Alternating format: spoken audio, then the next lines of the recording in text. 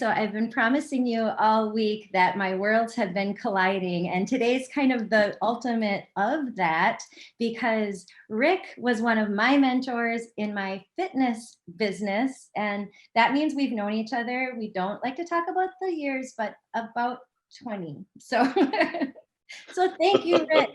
Scary.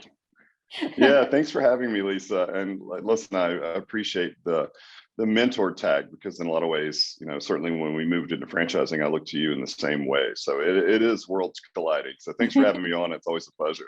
Well, thank you. I mean, I was so excited when Eloy started franchising and then get to know you again. And I mean, at the end of my tenure in fitness, I was buying your programs. So it's like, whoa, this is so great. So thank you.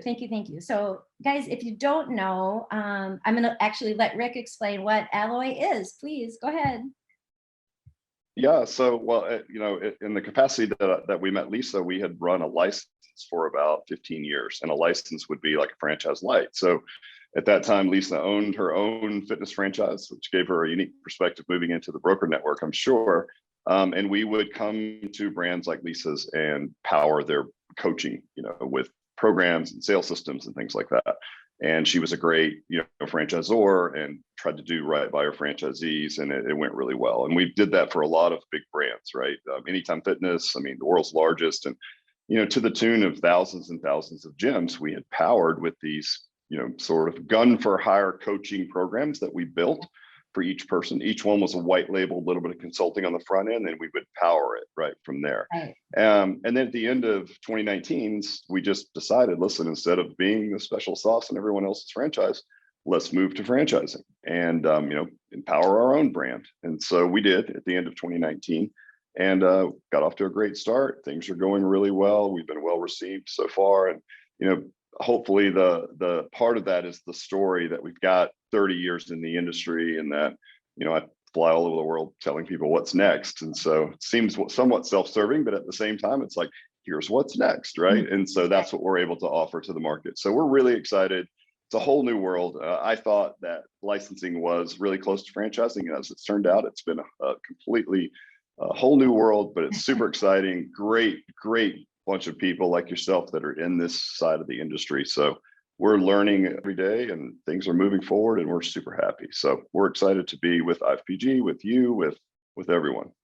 That's awesome. Well, thank you. And I think interesting, because it kind of goes right into my next segment. So most of the people that watching this, if you're watching, I was like the group fitness queen, right? So I was, ellipse, and it's all group and it's all the time, and we're going to work hard. So we were punching and hitting hammers when everybody else was doing curves, right? It was way back then. And I'm like, pick that up. That's heavier. My purse weighs more than that. Pick up something heavier, run that way. And it definitely became a point of, okay, we have to get more personal with it. And I think so we opened up the training center and kind of separated it. And I think that's where you came in. It was, okay, how do we keep this kind of working together, fabulous camaraderie? I mean, people kind of said cult following for a while, and Rick helped, and you did that. You've perfected it. So tell me why. Tell me kind of what that secret magic is that is working so well for Alloy.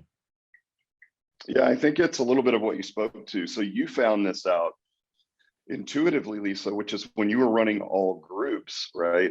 You were one of the pioneers in doing that. So like you said, group at the time was what we would call like aerobics, which what the consumer would understand what that means, is Zumba or boutique. I'm like, oh, that's what it was. It was boutique fitness. We didn't think that. It was before there was a name for it, right? And but you intuitively saw that, like, okay, in the group dynamic, as that became more popular, that's where every brand was going. And that vertical became difficult to defend, right? And so one of the areas to move into, like you mentioned, is more specificity, accountability, things that you don't get in a class-based format. And we've only seen that, compound over the last probably 5 years, where there's just more fitness brands certainly coming to market, and they're all in the class-based concept, right? And that's great. And some of them do an amazing job at what they do. I would say the challenge with those, as you've seen, is if you're in a single modality, like if you're based on a piece of equipment or one type of exercise, that the burnout or churn rate in that type of membership is pretty quick. And that then was the birth of business models like ClassPass, right? Where you've got the same customer avatar being, sought after by all these different brands in this class-based concept. And they're like, we do it this way, we do it with this piece of equipment. And so the consumer just sees 20 people getting sweaty and says, well, I'll do that one day and this one day and this one day. And to them, it's the same thing. You tick the box, I did a class, and I'm off and running. So for us to find a niche in the market, it was about where is there a gap, right? And there's a gap for personal training, one-on-one personal training, which we did for the first 10 years of our existence. It's not really scalable as a business model, and it's really expensive. So it just kind of negates a good chunk of the market. So if you could find something somewhere between a class and a really, really expensive one-on-one training model, which is what we landed on, we call it small group personal training, but it's essentially 6 clients training with one coach. It's a real sweet spot because it makes, if you're chasing the right avatar, it makes a great value proposition to someone that is looking for personal training. And as you know, that means finding the right real estate, putting it in front of the right customer avatar, all those things. If you can do that, it's a real differentiator because 99% of fitness is class-based and the little bit that's left is one-on-one based. And that's just not scalable. So it's like, okay, how can we differentiate ourselves? And this is where we ended up. And it's the line item of revenue and service offering that we've done the best for the last 30 years, right? It's just our core competency. And it seems to be well received by the market thus far.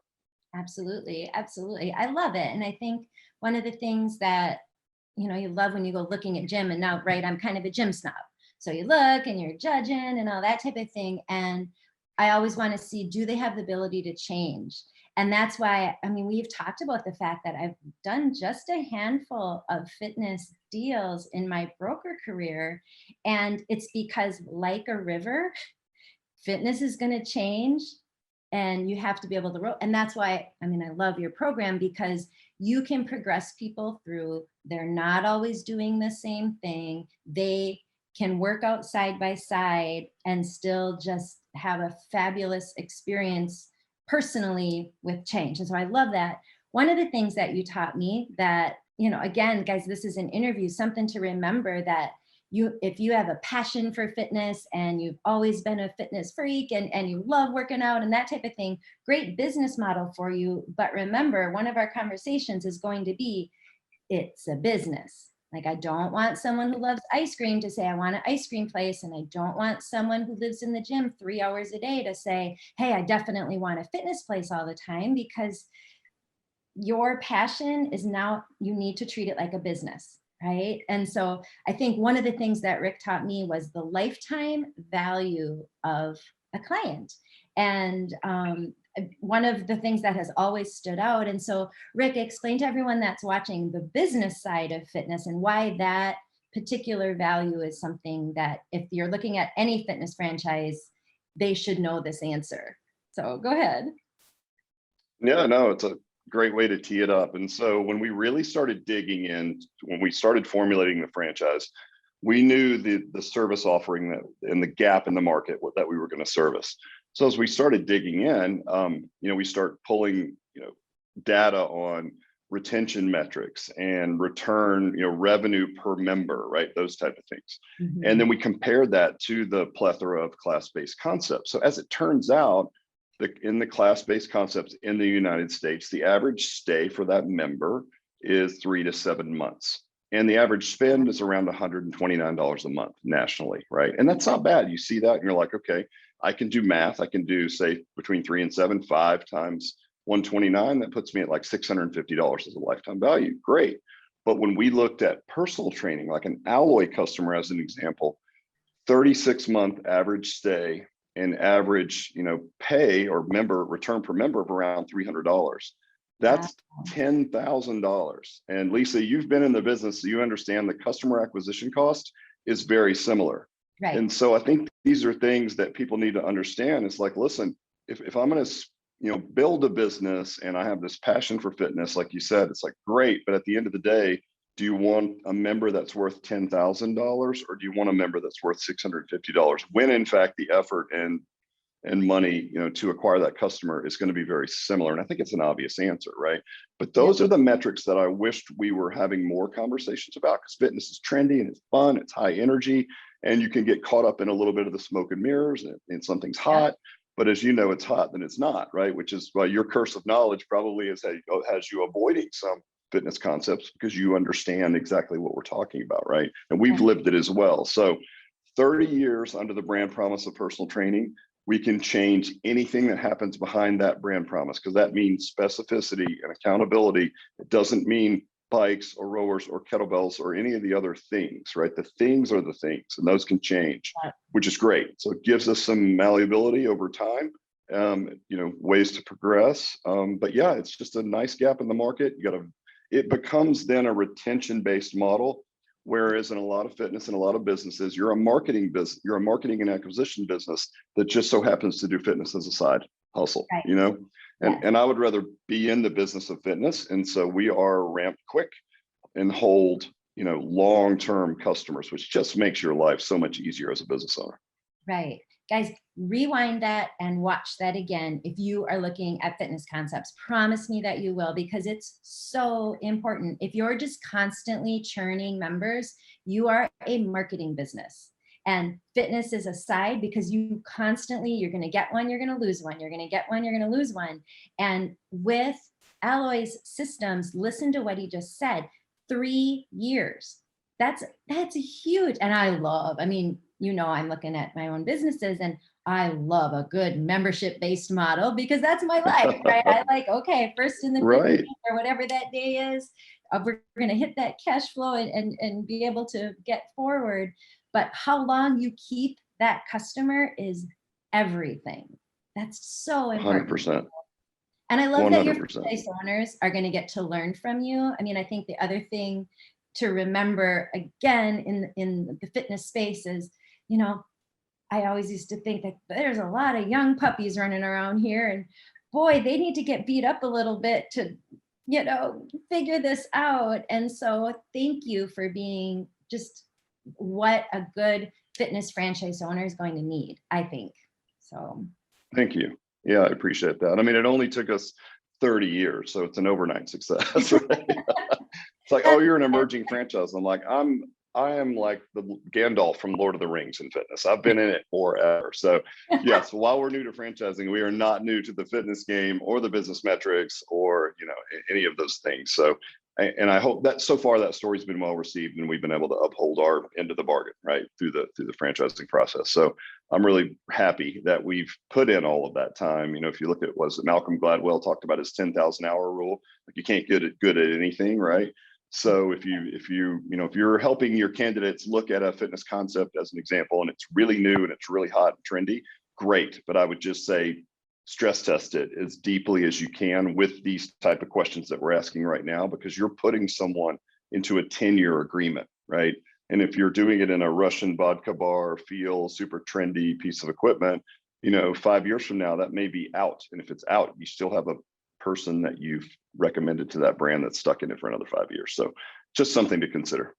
that is awesome. What a perfect way to end. And I think one more question I'm going to ask, and he wasn't expecting this, but we talked about this, I think, over lunch when you were starting to put together the name. So why the name Alloy?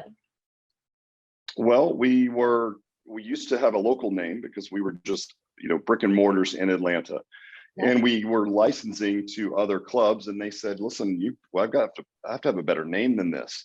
So we went through this really cool process. We hired a firm out of San Francisco that took us through this 6 to 8 week process to come up with a trademarkable name, right?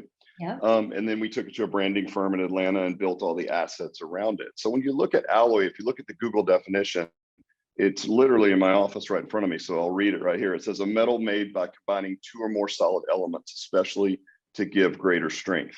So that works from franchise to franchisee, right? That works from franchisee to your users or your members or clients. And then we have a giving structure in our business. So we use that for the greater good to the world, right? And so you look at our tagline, Stronger Together. And of course, yes, Hillary used it for a campaign, but we actually had it first.